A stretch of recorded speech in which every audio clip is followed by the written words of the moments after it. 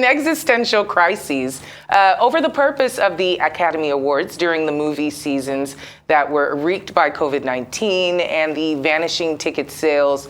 Unstreamable and unsteamable, economies were just all over the place. The Oscars are now back this month, feeling relatively normal. What a miracle. The ceremony, which airs Sunday on ABC, will be hosted by Jimmy Kimmel. It is his first solo hosting since Kimmel himself did it in 2018. And it will be honoring some of the biggest movies of the past year. Blockbuster nominees including Top Gun: Maverick, Elvis, and Avatar: The Way of Water.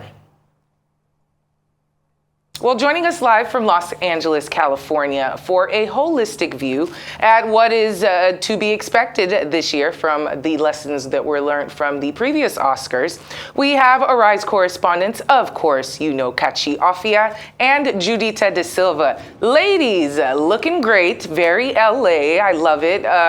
Welcome, and let's get right into it. I guess 2022 was a very big year for the Academy Awards, and you guys are there right now, representing for the Arise crew.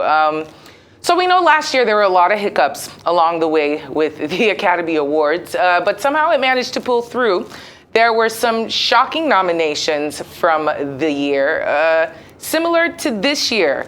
If that's right, let me know what some of those shocking nominations were and what you guys think about it.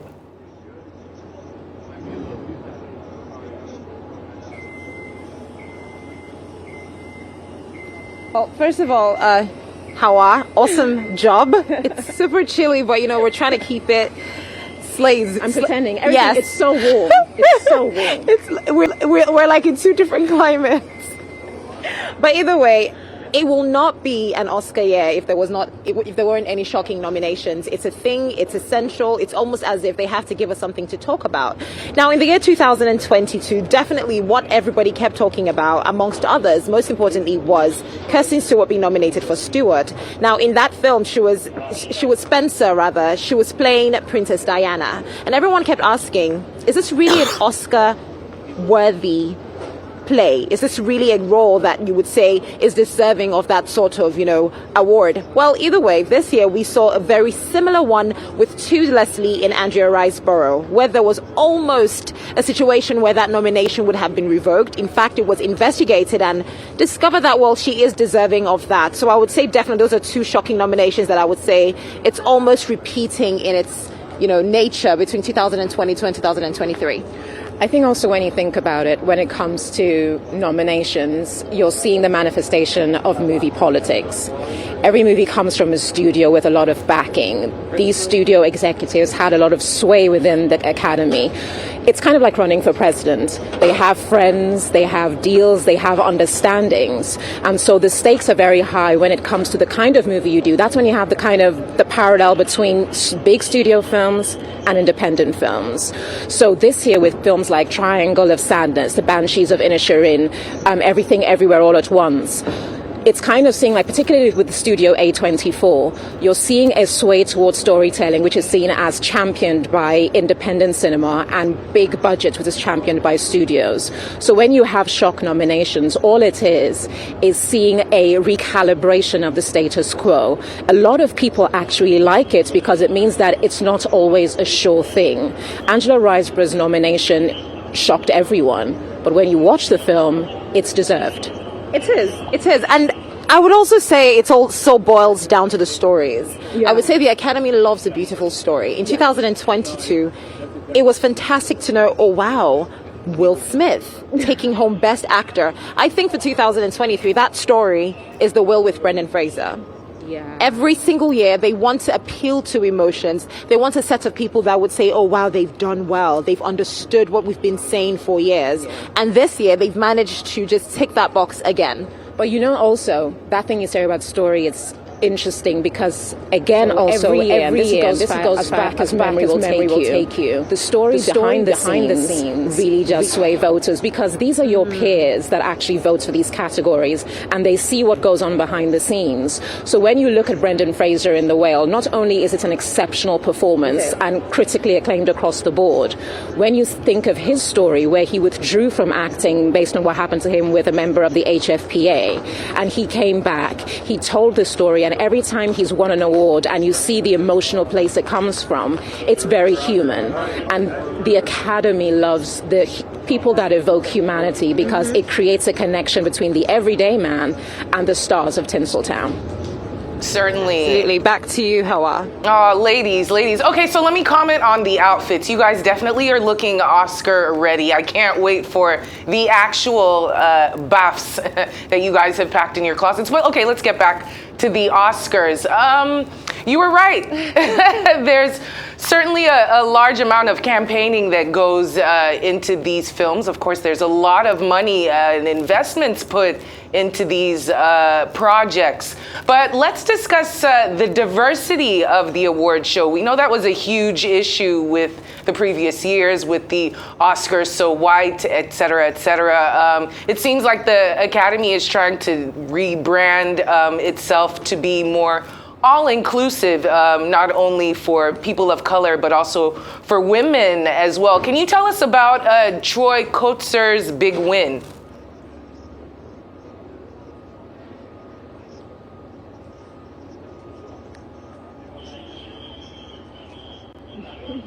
Yeah, that was kind of diversity. When you think of diversity, people always go to the race arguments, but then it also includes disabilities. And what the movie CODA, which stands for Children of Deaf Adults, it showed a powerful story, well executed, well produced. It was an exceptional independent film told from a perspective that you don't see in the mainstream. That's why it captured the imagination. When it debuted at Sundance Film Festival, there was a bidding war to get this film. And when they then went to release, it again showed people life from a perspective they don't previously understand. But when you put it on film, through the magic of art, it resonates. Think of Parasite. Again, it's a film, South Korean film, in a language most people don't speak. But when you do it through art transcends all boundaries, and it has the capacity to move, to inspire, and to entertain. That's what CODA did. And that's what the magic of the movies is all about. And when you have the Academy Awards recognize that, it tells you that they see beyond the template of what they are used to, and that's commendable. Absolutely. And just bringing that back to 2023, again, it's, inclusion, again, just like Judita said, is just beyond race. It includes genders. Just last year, we had 3 beautiful women hosting the show, and one joke that they made, very, very poignant joke, was about the Golden Globes, where they talked about, the death of the Golden Globes. Like, listen, the Oscars do not want to get close to that. It also boils down to races as well. Bollywood is doing big this year. Listen, look out for the red carpet. We might have people, dancing. I'm going to break out into dance, I'm telling you, because yesterday we were here at the Lowe's Hotel and just seeing the buzz behind the scenes with all the technicians and everyone that actually makes the show happen work. And one thing people have talked about is when they perform Natu Natu, it's going to be a moment. It will. But again, it's about embracing cultures, because just because in Hollywood you don't know how big Bollywood is, in terms of film markets, Bollywood is the biggest market in the world. So swinging the doors open to let them in is a benefit to Hollywood. It's not something they deign to do or something they're charitable about. It's something they benefit from, and that's why they're embracing it with both hands. So in a nutshell, the Oscars have understood how to stay inclusive, and even when they're not, how to make sure that they give us enough to just not complain. Right. Yeah, okay, but here you go. Stop. Right. Okay, so it makes sense. The Oscars are, opening up their diversity platform and are opening their arms to Bollywood, which is the number 2, if I'm not mistaken. Either way, what about Nollywood? Like, what's happening there? I know there might have been some issues concerning the foreign language aspect. If you guys know a little bit more about that, can you tell us why these Oscars are so Nigerian-less? Oscars so Niger-less, hashtag.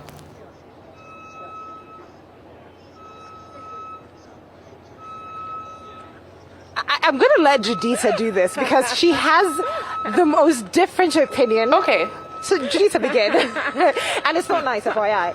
Okay, listen, go. I come from a place of love. Yeah. I have a reputation at a rise Yes. of being mean to Yes. Nollywood. Yes. That's not what it is. It's called tough love. When you think about where we are, Yeah. this is hallowed ground. This is sacred ground. This is a battlefield for the best of the best from around the world. You cannot afford to carry the flag of Nigeria on your back and not measure up. Once you have to measure up as a fundamental, a rudimentary fundamental. Then you get to the stage of saying, who's the best of the best? We are not at a stage where we can say, if I stand next to RRR, or I stand next to Parasite, or I stand next to Dolor y Gloria, I measure up. Then let's see, get down to the nitty-gritty of technicalities and art and creativity to know who's the best of us. I will not contribute to pandering or patronizing an industry I believe has the ability to be transcendently excellent. But you can, Nigerians as a nature, if it's the easiest route is the most convenient route, and that's what we tend to take. That is not acceptable if you want to stand in this ring and truly be a contender. And 100%, I totally agree. However, my issue even stems from the fact that how are we even assessing these films?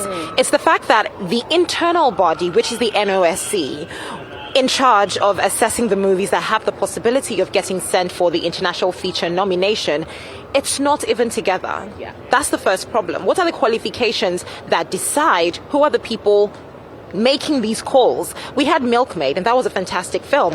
Everyone seemed to agree with that. Just last year, we had Anikulapo, we had The King's Horseman, and we had one other movie. Now, Judita has given her thoughts on these films. Again, those little technicalities still just boil down to the sort of professionals that we employ, the sort of effort that we put into creating our films. So it really just boils down to us at the end of the day. We've proven that we can actually deliver. Look at what Ryusuke Hamaguchi did with Drive My Car. It's really a very simple film. It's a very, very simple film. You can make a cheap film. Yeah. If you follow the rules of accomplished filmmaking, that's all that's needed.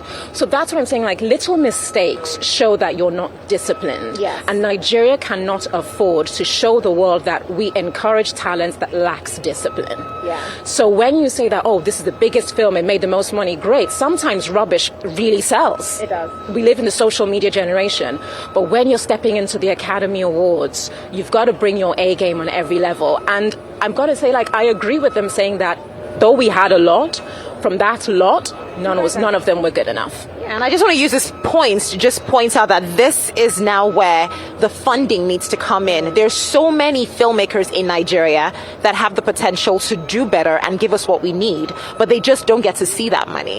It literally just starts and then just stops. So we need to do better in that aspect. Back to you, Hawa. Judita, that was a scathing one for the Nollywood, ladies and gentlemen. But I do agree slightly. But there are a couple movies that I think would pass the test. Anikulapo is definitely one of them, and Brave. I think there was. I did tell you. Lionheart, Judita or was it Lionheart from a couple years ago was pretty good too. But you're right. There's a lot of crap that's out there, and you know it doesn't need to be shown. But just remember, Kachi, you have to come back to Nigeria. Or Judita can go back to our London. You have to come back here and reconcile with some of them comments. Anyways, really quick break. Thank you guys for that. We'll be right back on Arise 360. Don't go anywhere. Well, some have said there was no coming back from that. But after two separate apologies, Will Smith went on to release his Apple Plus slavery-themed film Emancipation. And just last weekend, we all got the response we had been waiting a year for. Well, Chris Rock, yes, he jumped back into the fray. He addressed exactly how he felt during his Oscar special on Netflix. Cheated on. Everybody in here have been cheated on. None of us have ever been interviewed by the person that cheated on us on television. None of us. It's like, hey, I was sucking somebody else's. How did that make you feel? She hurt him way more than he hurt me. 2023 was not the easiest year for the Academy either. The nominations were announced at a challenging time for the Academy of Motion Picture Arts and Sciences.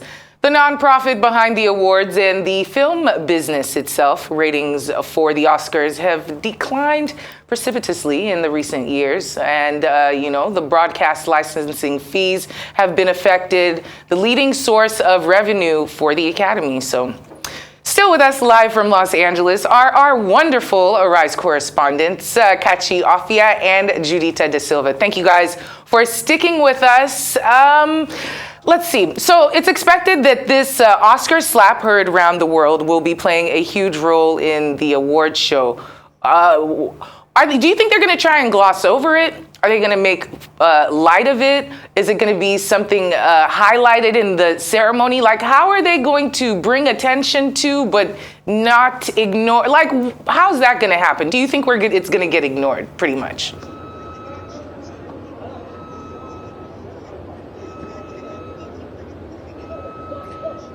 When you release a trailer, and literally the biggest joke in the trailer is the Will Smith slap, it just gives you an idea of what to expect. There's no way this year is not going to be about the slap. There's going to be I'm even sure nominees, people who win, when they're given the award speeches, they will make comments about it, like, before you even think about coming here to punch me in the face, I have my bodyguards in the background, or something funny like that.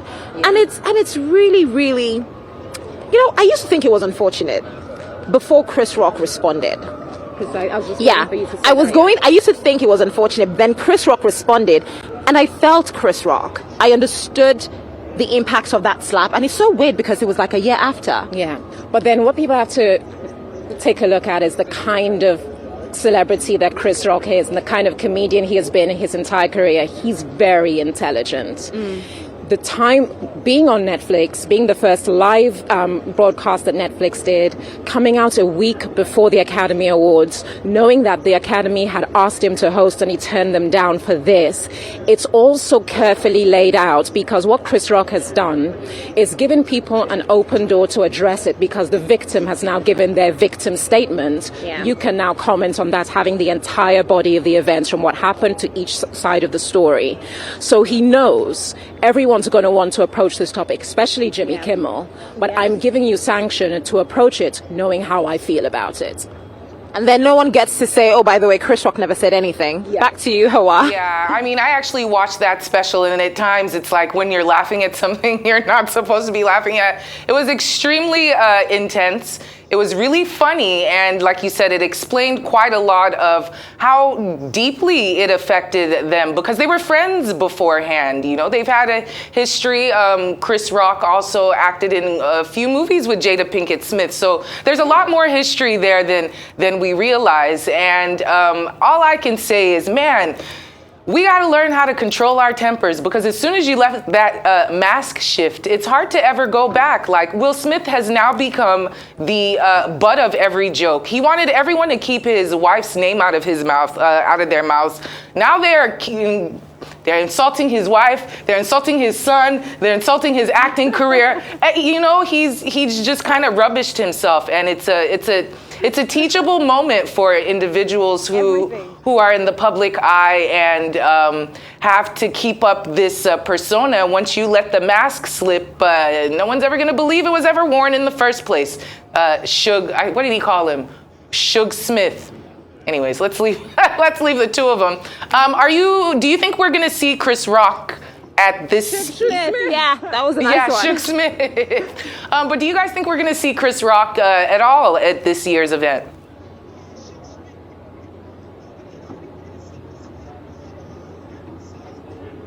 I really don't think so, because it's kind of when they say that proverbial saying, drop the mic. Yeah. He literally dropped the mic and he's done with this topic. He has nothing else to say, and he put out a statement saying he's got nothing else to say. But then I think the leitmotif of this entire thing for me has been this. This tale shows the power and the value of respect. Because think about your life and all the people you've known, worked with, come across. There are times you can say, I don't like you, but I respect you. when people have respect, it has such value and cachet, particularly in this industry. Will Smith has lost that, and Chris Rock's stand-up has cemented the fact that he has lost that, and particularly with the black community. And so I really don't think that in the entirety of his career he will ever come back to what he used to be. I completely agree, and I also think first of all, we have to give it to Chris Rock. I feel everyone who needed to learn, like, patience, reaction versus responding, that this is the perfect example. Chris Rock has sent a very, very strong message. Janet Yang said the Oscars did not respond to the slap perfectly well. They didn't respond to it in the way that they should have. And Chris Rock said something during his stand-up. He said he was not going to play the victim. He wasn't going to go on Oprah and cry and say he's hurt, that he's not going to play the victim card. No one is ever going to see him do that. And at the end of the show, he said his parents taught him not to fight in front of white people, addressing the fact that even if you are offended, that was not the place or the time. It doesn't get better than that. Drop the mic. He's never going to talk about this again. He's made that money and possibly will keep making money off of it, because I'm sure he made good money off Netflix. $20 million, and then what he's going to get in residuals. He needs to buy me some shoes. Yeah, he needs to buy us all some shoes. Really? Really? Someone slapped me. Back to you, Howard. Yeah, but it's just that whole thing. Let your pain be channeled into something productive, and whatever it is that you're channeling it into, hopefully it makes you some money. Following Chris Rock's response, I noticed that he also managed to not particularly call out the Academy. Do you think that he was, trying to preserve some of the relationships he had and not put himself in an awkward position and, capitalize on what he's built over the years? And in future, what do you think the Academy has in place in order to avoid any, slap-happy individuals in the audience?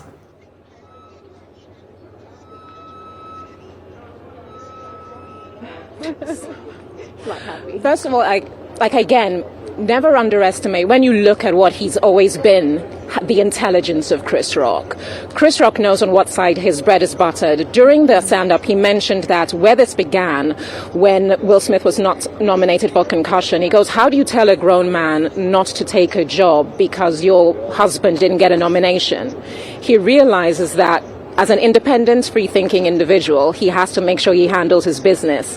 His problem is not with the Academy. Based on how he handled himself when he was slapped, the Academy praised him for not making a bigger thing of it. So he's proved himself to be a dependable ally. That's cachet, and that's how that has value going forward. He will be back to host the event once again. When he does, ratings will go up. So when you look at the totality of everything from a business side, from a moral and mental health side, he's done everything he needed to do to preserve himself now and invest for the future. Absolutely. And I'm just thinking, think of the Me Too movement, but then think if the Me Too movement was about men who needed to speak up about being bullied.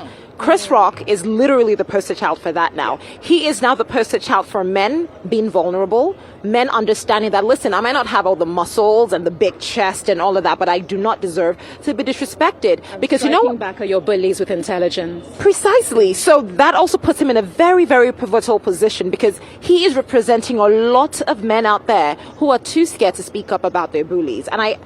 And also black men. Black men, exactly, because when you're not big, when you're not bold, when you're not brash, you're seen as a nerd. Remember when we saw Michael B. Jordan being called corny? Yes. There's a demographic of black men that Chris Rock speaks to, and it's very important. You're right. So Chris Rock is definitely on the right side for not saying anything to the Academy. That's not his issue. He went into that space with the intention to make more money after the money he already made. And he did a perfect job at it. Yeah. Back to you. Listen, sisters, it's about securing the bag. We all know that. So Chris Rock is, he's on that path.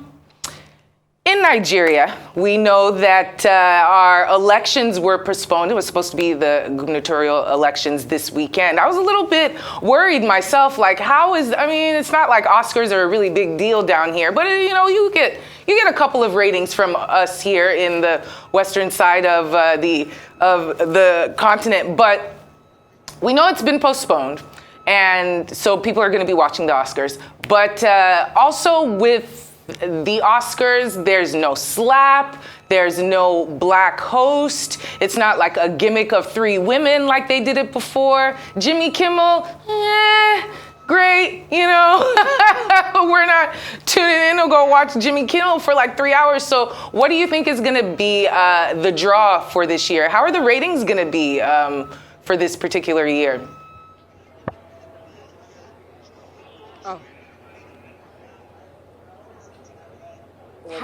Let me dramatically clutch my pearls as I say I am shocked that you would not even stop and go, Rihanna is coming down with her baby bump to sing to us. No, interlude, wait, I have no words. I'm going to say this, Cut. Yeah. Okay, There's so many things happening. Re-interject. I apologize. I forgot about the Rihanna show that she was debuting. She was debuting the cutie little baby, and she's nominated for her song for Black Panther. Sorry. This is a big I told year. you I've been bogged down with election stuff. I really haven't had a lot of time to. But now and here you guys are, and we're, but Rihanna is going to maybe making a show, and that's going to be exciting. It's okay. Exciting. It's all right, but to be honest, it will be. Rihanna's going to definitely show. The bump is obviously going to be bigger. Everyone wants to see how she's going to style the bump for the Oscars, because the Oscars have roles. I think the bump might have its own microphone. I think it might have its own tattoo. Yeah, just or its own pearl. Everything will stop, and then a spotlight will go on it, and the bump might start singing. Really?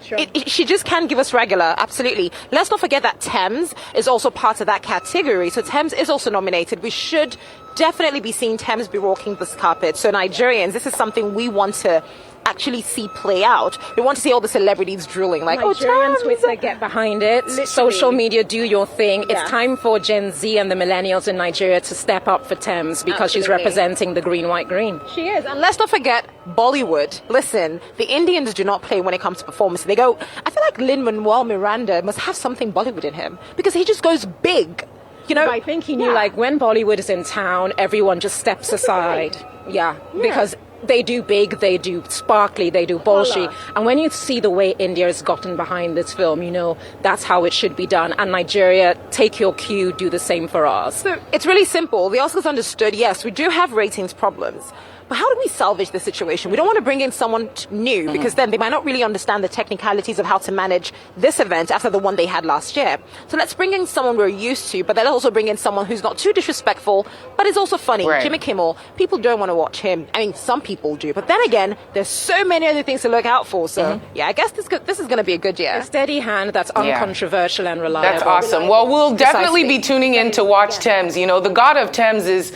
May he be with us all, because she's had an amazing couple of years. So we'll definitely be watching to tune in. And ladies, sorry to cut you short, but we got to take another short break. Alrighty, welcome back to the show. Thank you for staying with us. Still Hawa Mukanya, and you're still watching Arise 360. We were being filled in on all that was happening as Hollywood prepares for the Super Special Academy Awards this weekend. We have our wonderful Arise correspondents, Kachi, Offiah, and Judita DaSilva with us. Thank you for sticking with us, ladies. Thank you. Okay. What would you say are the most likely to win best film, and why? Or any other categories? What are some of your predictions? Who's your best film? I think Best Picture is probably going to go to Everything Everywhere All at Once. Yeah. It is. So why? This is why. Because when you think of who's voting, there is so much good feeling towards this film, because the Daniels are seen as this young, kind of like the Wachowski brothers. They're these two talents that have gone through the motions, come from the ground up. They're changing the face of what modern cinema looks like. They're diverse, they're representative. And to have this film finally kick the door down for a demographic that people have been aware of, but have never actually had front and center of the stage, that is the Asian community. Everything about it really makes people feel good. And when you look at the cast, it contains Hollywood veterans as well as newcomers. It ticks every box.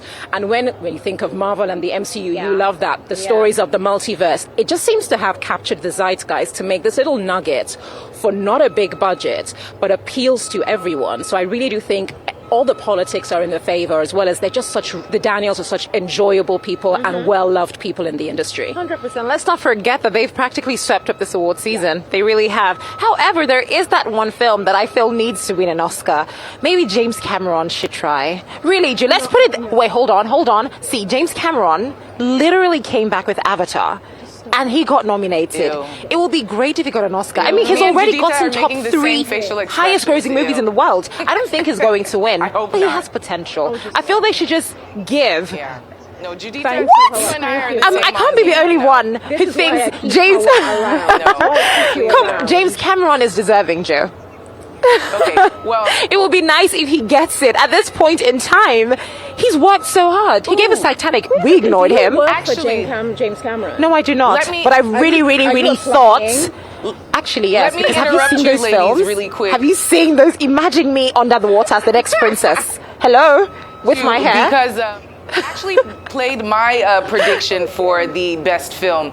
I think it's called Everything's Quiet on the Western Front. It's the war movie. I think it's in German.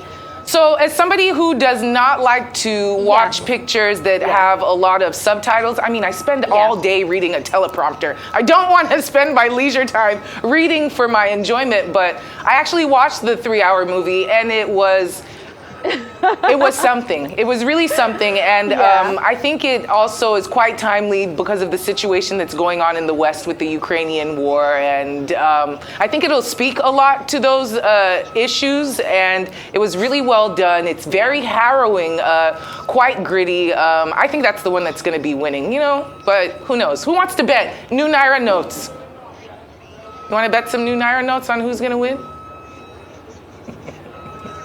Okay, let's actually. That's a big deal. Now that. Let's definitely do that. Okay. Also, because last year they had the sweetest in memoriam segment with, for basically saying I stand with Ukraine. That's the Oscars. So who knows? They might decide to send a stronger message. Plus, the Oscars, they really just do what they want to do. And also, it's Netflix. Yeah. It's Netflix again. All Quiet on the Western Front was the best-selling German language book of all time. It's been done several times over. This, like, I agree with you, Howard, it was an exceptional production. The cast, the direction, the acting, it was. So if anything's going to challenge Everything Everywhere All at Once, it's definitely going to be that film for me. Definitely. Not James Cameron. That was just Like, stop. that was a Like, joke. we have to For stop. some reason, no one else got that it was a You're not joke. going to be in Avatar But just 3. in case, You're not going to be in I Avatar have 3. the hair for the role. Just FYI.